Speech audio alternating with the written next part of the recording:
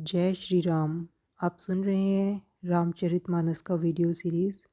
आज के अंक में आप सुनेंगे बालकांड दोहा संख्या 310 से आगे। जनकपुर के निवासी इस विवाह से बहुत प्रसन्न हैं और वे आपस में इस प्रकार बातें कर रहे हैं कि जनक जी स्नेहवश बार बार सीता जी को बुलाएंगे और ये दोनों सुंदर भाई सीता जी को लेने आया करेंगे। सखी ऐसी ससुराल किसे प्यारी न होगी। तब तब हम सब नगरवासी श्री राम लक्ष्मण को देख देख कर सुखी होंगे। हे सखी, जैसा श्री राम लक्ष्मण का जोड़ा है वैसे ही दो कुमार राजा के साथ और भी हैं। वे भी एक श्याम और दूसरे गोरे वर्ण के हैं। वे भी बहुत सुंदर हैं। जो लोग उन्हें देख आए हैं वे सब यही कहते हैं। एक ने कहा, मैंने आज ही उन्हें देखा है, इतने सुंदर है मानो ब्रह्मा जी ने उन्हें अपने हाथों संवारा है। भरत तो श्री रामचंद्र जी की ही शक्ल सूरत के हैं। लोग उन्हें सहसा पहचान नहीं सकते। लक्ष्मण और शत्रुघ्न दोनों का एक रूप है। मन को बहुत अच्छे लगते हैं पर मुख से उनका वर्णन नहीं हो सकता। उनकी उपमा के योग्य तीनों लोकों में कोई नहीं है। गोस्वामी तुलसीदास जी कहते हैं, बल विनय विद्या शील और शोभा के समुद्र इनके समान ये ही हैं।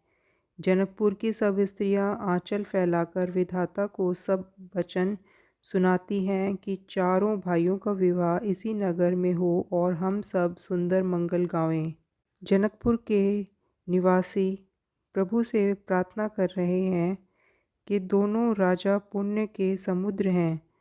त्रिपुरारी शिव सब मनोरथ पूर्ण करें। सीता जी के स्वयंवर में जो राजा आए थे उन्होंने भी चारों भाइयों को देखकर सुख पाया। श्री रामचंद्र जी का निर्मल और महान यश कहते हुए राजा लोग अपने अपने घर गए। इस प्रकार कुछ दिन बीत गए। जनकपुर निवासी और बाराती सभी बड़े आनंदित हैं। मंगलों का मूल लगन का दिन आ गया। हेमंत ऋतु और सुहावना अघन का महीना था। ग्रह तिथि नक्षत्र योग और वार श्रेष्ठ थे।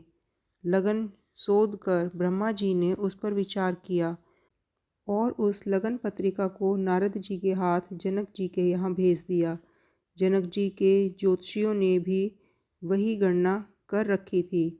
जब सब लोगों ने यह बात सुनी तब वे कहने लगे, यहाँ के ज्योतिषी भी ब्रह्मा ही हैं।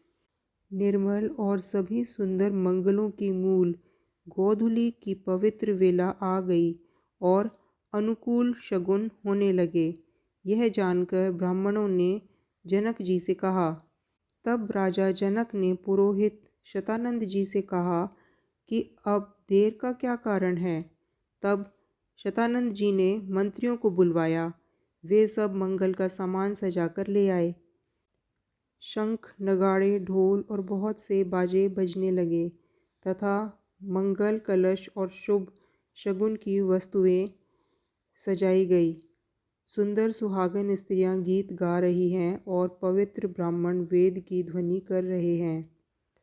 सब लोग इस प्रकार आदरपूर्वक बारातियों को लेने चले और जहाँ बारातियों का जनवासा था वहाँ गए। अवधपति दशरथ जी का समाज देखकर उनको देवराज इंद्र भी बहुत ही तुच्छ लगने लगे। उन्होंने जाकर विनय की, समय हो गया है, अब पधारिए। गुरु वशिष्ठ जी से पूछकर और कुल की सब रीतियों को करके राजा दशरथ जी मुनियों और साधुओं के समाज को साथ लेकर चले। अवध नरेश दशरथ जी का भाग्य और वैभव देखकर और अपना जन्म व्यर्थ समझकर ब्रह्मा जी आदि देवता हजारों मुखों से उसकी सराहना करने लगे। जनकपुर को देखकर देवता इतने अनुरक्त हो गए कि उन सबको अपने अपने लोग बहुत तुच्छ लगने लगे। विचित्र मंडप को तथा नाना प्रकार की सब अलौकिक रचनाओं को वे चकित होकर देख रहे हैं। नगर के स्त्री पुरुष रूप के भंडार सुगढ़ श्रेष्ठ धर्मात्मा सुशील और सुजान हैं। उन्हें देखकर सब देवता और देवांगनाएं ऐसे प्रभावहीन हो गए जैसे चंद्रमा के उजियाले में तारागण फीके पड़ जाते हैं। ब्रह्मा जी को विशेष आश्चर्य हुआ, क्योंकि वहाँ उन्होंने अपनी कोई रचना तो कहीं देखी ही नहीं। तब शिव जी ने सब देवताओं को समझाया कि तुम लोग आश्चर्य में मत भूलो, हृदय में धीरज धरकर विचार तो करो कि यह भगवान की महामहिमा मही निज शक्ति श्री सीता जी का और अखिल ब्रह्मांडों के परम ईश्वर साक्षात भगवान श्री रामचंद्र जी का विवाह है, जिनका नाम लेते ही जगत में सारे अमंगलों की जड़ कट जाती हैं और चारों पदार्थ अर्थ धर्म काम मोक्ष मुट्ठी में आ जाते हैं। ये वही जगत के माता पिता श्री सीताराम जी हैं। काम के शत्रु शिवजी ने ऐसा कहा। इस प्रकार शिवजी ने देवताओं को समझाया और फिर अपने श्रेष्ठ बैल नंदीश्वर को आगे बढ़ाया। देवताओं ने देखा कि दशरथ जी मन में बड़े ही प्रसन्न और शरीर से पुलकित हुए चले जा रहे हैं। उनके साथ साधुओं और ब्राह्मणों की मंडली ऐसी शोभा दे रही है मानो समस्त सुख शरीर धारण करके उनकी सेवा कर रहे हों।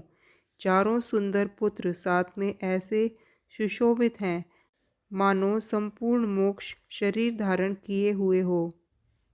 नख से शिखा तक श्री रामचंद्र जी के सुंदर रूप को बार बार देखते हुए पार्वती जी सहित श्री शिवजी का शरीर पुलकित हो गया और उनके नेत्रों में प्रेम का जल भराया। श्री राम जी का मोर के कंठ की सी कांति वाला श्याम शरीर है। बिजली का अत्यंत निरादर करने वाले प्रकाश में सुंदर रंग के वस्त्र हैं। सब मंगल रूप और सब प्रकार से सुंदर भांति भांति के विवाह के आभूषण शरीर पर सजाए हुए हैं। सारी सुंदरता अलौकिक है, वह कहीं नहीं जा सकती, मन ही मन बहुत प्रिय लगती है। साथ में मनोहर भाई शोभित हैं, जो चंचल घोड़ों को नचाते हुए चले जा रहे हैं। राजकुमार श्रेष्ठ घोड़ों को दिखला रहे हैं और वंश की प्रशंसा करने वाले वृद्धावली सुना रहे हैं। जिस घोड़े पर श्री राम जी विराजमान हैं, उसकी तेज चाल देखकर गरुड़ भी लज्जा जाता है। उसका वर्णन नहीं हो सकता, वह सब प्रकार से सुंदर है मानो कामदेव ने ही घोड़े का वेश धारण कर लिया हो। वह घोड़ा अपनी अवस्था, बल, रूप, गुण और चाल से समस्त लोगों को मोहित कर रहा है। सुंदर मोती मणि और माणिक्य लगी हुई जड़ाऊ जीन ज्योति से जगमगा रहा है। उसकी सुंदर घुंघरू लगी ललित लगाम को देखकर देवता, मनुष्य और मुनि सभी ठगे जाते हैं। प्रभु की इच्छा में अपने मन को लीन किए चलता हुआ वह घोड़ा बड़ी शोभा पा रहा है, मानो तारागण तथा बिजली से अलंकृत मेघ सुंदर मोर को नचा रहा हो। जिस श्रेष्ठ घोड़े पर श्री रामचंद्र जी सवार हैं, उसका वर्णन सरस्वती जी भी नहीं कर सकती। शंकर जी श्री रामचंद्र जी के रूप में ऐसे अनुरक्त हुए हैं कि उन्हें अपने 15 नेत्र इस समय बहुत ही प्यारे लगने लगे। भगवान विष्णु ने जब प्रेम सहित श्री राम जी को देखा, तब वे श्री लक्ष्मी जी के पति श्री लक्ष्मी जी सहित मोहित हो गए। श्री रामचंद्र जी की शोभा देखकर ब्रह्मा जी बड़े प्रसन्न हुए, पर अपने 8 ही नेत्र जानकर पछताने लगे। देवताओं के सेनापति स्वामी कार्तिकेय के हृदय में बड़ा उत्साह है, क्योंकि वे 12 नेत्रों से राम दर्शन का सुंदर लाभ उठा रहे हैं। सुजान इंद्र अपने 1000 नेत्रों से श्री रामचंद्र जी को देख रहे हैं और गौतम जी के श्राप को अपने लिए परम हितकर मान रहे हैं। सभी देवता देवराज इंद्र से ईर्ष्या कर रहे हैं और कह रहे हैं कि आज इंद्र के समान भाग्यवान दूसरा कोई नहीं है। श्री रामचंद्र जी को देखकर देवगण प्रसन्न हैं और दोनों राजाओं के समाज में विशेष हर्ष छा रहा है। दोनों ओर से राज समाज में अत्यंत हर्ष और बड़े जोर जोर से नगाड़े बज रहे हैं। देवता प्रसन्न होकर और रघुकुल मणि श्री रामचंद्र जी की जय हो कहकर फूल बरसा रहे हैं। इस प्रकार बारात को आती हुई जानकर बहुत प्रकार से बाजे बजने लगे और रानी सुहागिन स्त्रियों को बुलाकर परछन के लिए मंगल द्रव्य सजाने लगी। अनेक प्रकार से आरती सजाकर और समस्त मंगल द्रव्यों को यथा योग्य सजाकर सुहागिन स्त्रियां आनंदपूर्वक परछन के लिए चली। सभी स्त्रियां बहुत ही सुंदर लग रही हैं। रंग रंग की सुंदर साड़ियां पहने और शरीर पर सब आभूषण सजाए हुए हैं। शची, इंद्राणी, सरस्वती, लक्ष्मी, पार्वती और जो स्वभाव से ही पवित्र और श्यानी देवांगनाएं थी, वे सब सुंदर स्त्रियों का वेश बनाकर रानियों में जा मिली और मनोहर वाणी से मंगल गान करने लगी। सब कोई हर्ष के वश होने के कारण उन्हें पहचान नहीं सका।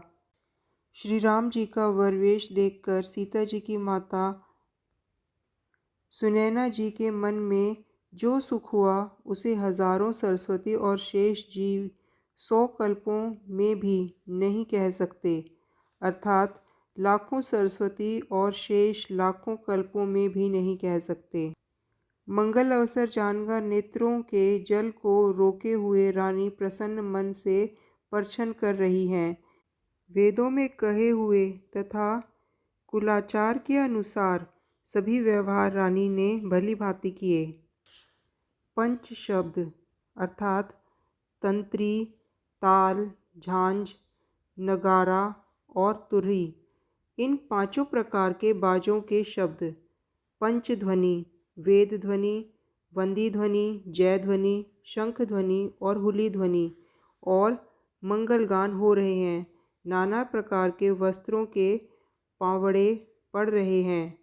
उन्हें रानी ने आरती करके तब श्री रामचंद्र जी ने मंडप में गमन किया।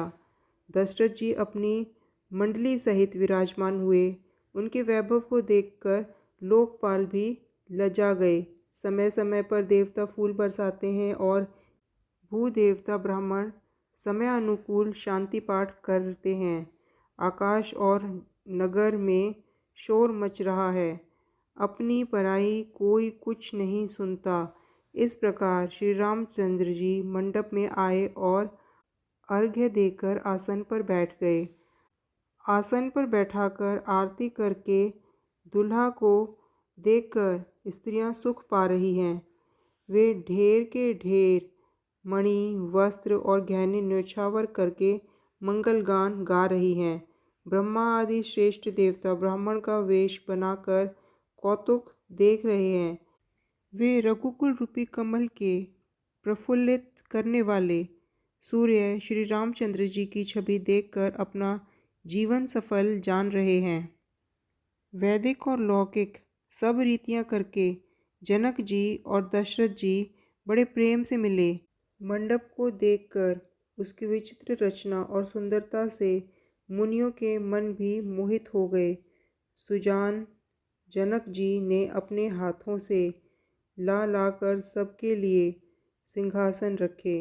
उन्होंने अपने कुल के इष्ट देवता के समान वशिष्ठ जी की पूजा की और विनय करके आशीर्वाद प्राप्त किया।